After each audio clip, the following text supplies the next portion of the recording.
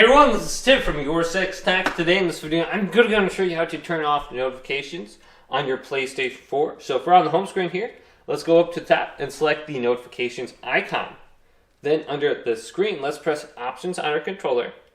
Open up the Options menu here, and then go to Notification Settings.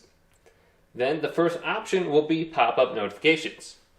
Then we can go to Display Pop-up Notifications. We can turn them all off right here by uncheck marking this. Otherwise, we can go down through these individual settings and just choose the ones we don't want to receive any. Then we have the option to disable pop-ups while playing videos. Otherwise, we can change the pop-up color from white to black, display message and notification, or notify us when friends come online.